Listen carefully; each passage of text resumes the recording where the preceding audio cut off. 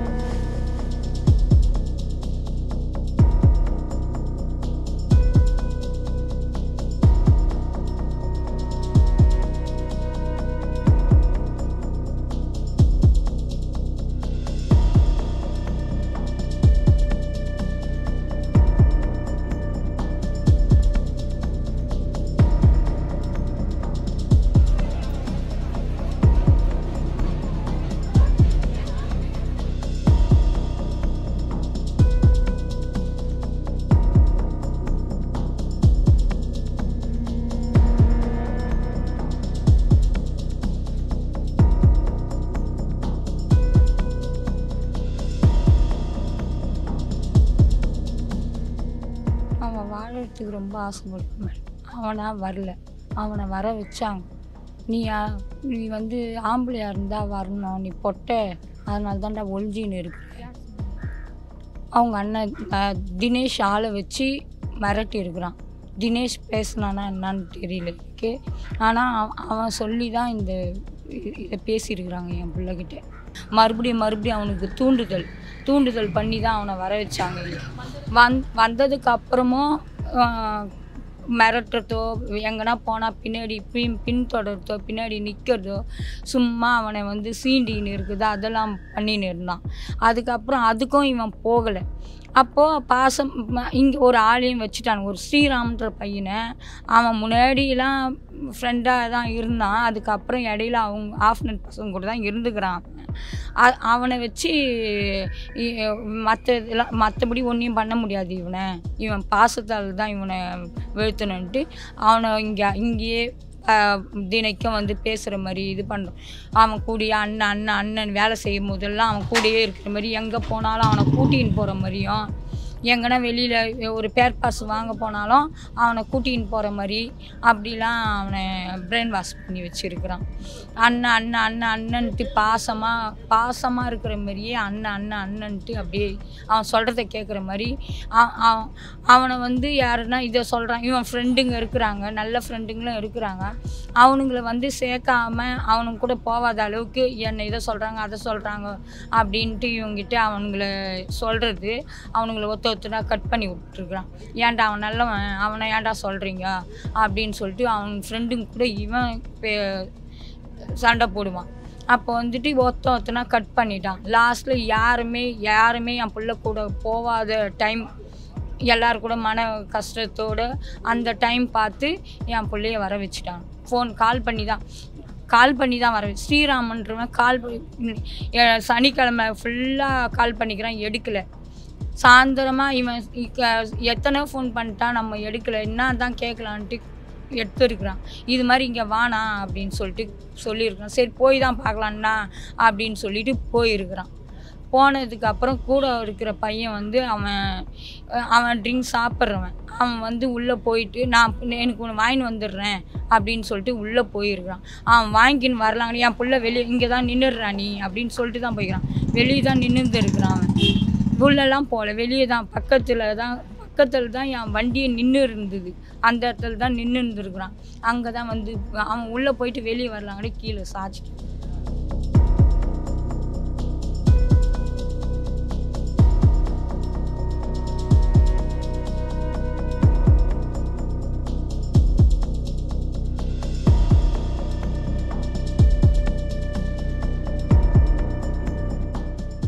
நாங்கள் நைட் போனோம், ஒரு 8 o'clock மேலே தான் இருக்கும். எங்கள் வீட்டில் ஃபஸ்ட்டு நாங்கள் போனதுக்கப்புறம் தான் கால் பண்ணி சொன்னாங்க. அவங்களும் வந்திருந்தாங்க.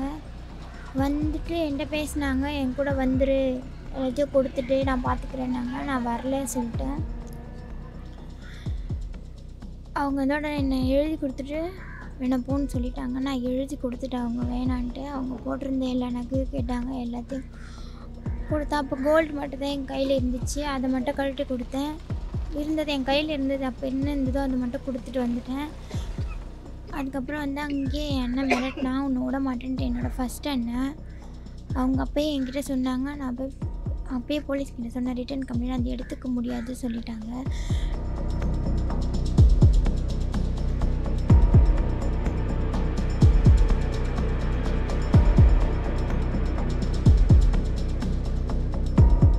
இந்த மிரட்டல்ன்ற விஷயம் வந்து இதில் எந்த விதமும் இதுவும் கிடையாது. நாங்கள் போனது நானும் எங்கள் மகன் 2 பேர் தான் நாங்கள் போனோம். அதுவும் காவல்துறையோடு தான் போனோம், வேறு யாரும் நாங்கள் இட்டு போகல. அடுத்து ஒரு 4 மணி நேரம் பொறுத்து திருப்பி நான் போனேன். திருப்பி நான் போயிட்டு சந்தேகப்பட்டு இவங்க ஏதாவது ஒளிச்சு கிழிச்சு வச்சுருக்காங்களா அப்படின்னு சொல்லிட்டு கேட்டேன். நீங்கள் வேணால் போய் பார்த்துங்க, வீடு பூரா பார்த்துக்குங்க அப்படின்னு சொன்னாங்க. நான் கூட என் ஃப்ரெண்ட்ஸ் ஒரு 4 பேர் இட்டு போனேன். இட்டு போகும்போது எங்கெல்லாம் இருக்காங்களான்னு பாருன்னு சொன்னாங்க. பார்த்தோம், எங்கேயும் இல்லை. சரி, அதோடு நாங்கள் கிளம்பி வந்துட்டோம். இதுதான் நாங்கள் அவங்கள பார்த்த அந்த இடத்துக்கு போனது நாள். ஜாலின்றது ஒன்றுமே கிடையாது. நான் வந்து ஒரு 80 வயசு 100 வயசு கிளம்பும் கிடையாது. நான் வெறி பிடிச்சி அலையிறது. நான் ஒரு 46 வயசு உள்ள ஒரு மனுஷன், சமுதாய மனுஷன். அதே மாதிரி எனக்கு வந்து பெரிய ராயல் ஃபேமிலியாக நான் இது அதுன்னு பிடிச்சி தொங்கிட்டு இருக்கு. நான் ஒரு சாதாரண நடுத்தர குடும்பத்தை சார்ந்தவன். நான் ஏன் ஜாதியை வச்சு சண்டை போட போகிறேன்? எனக்கு இன்னும் இருக்குது. ஜாதியில் நான் என்ன எங்கேயாவது இதுக்கு முன்னாடி எதனா பண்ணியிருக்கேன்னா, இல்லை ஜாதி வெறுப்பை காட்டியிருக்கேன்னா? எதுவுமே ஒரு ஜாதி வெறுப்புன்றது எனக்கு தெரியாது. அவங்க வந்து ஜாதி வச்சு அவங்க பலத்தை இன்க்ரீஸ் பண்ணிக்கலான்றதுக்காக ஜாதியை வச்சு சொல்கிறாங்க. இது கிடையாது. நான் எங்கேயாவது தப்பு பண்ணியிருந்தேன், ஜாதி சம்மந்தப்பட்டது எங்கேயாவது தப்பு பண்ணியிருந்தேன், அதுக்கு உண்டான எவிடன்ஸ் அவங்க கிட்ட இருந்தால் காட்ட சொல்லுவோம்.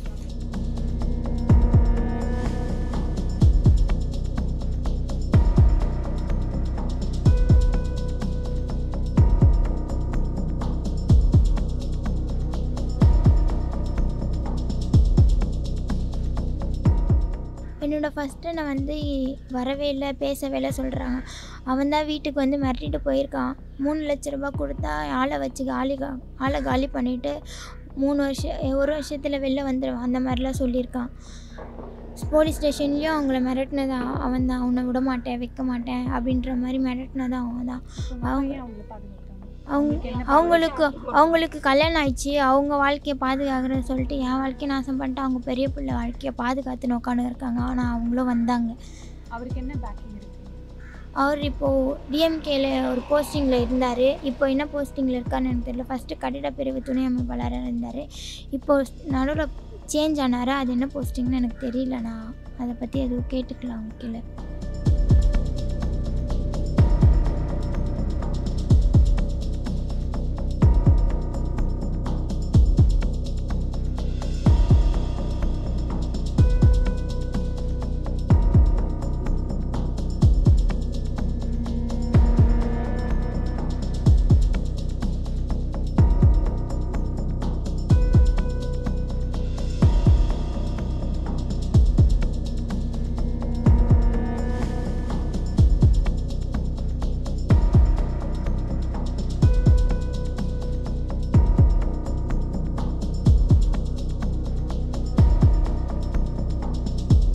Sharmila here alleges that her parents are actually using some sort of political power in order to safeguard themselves.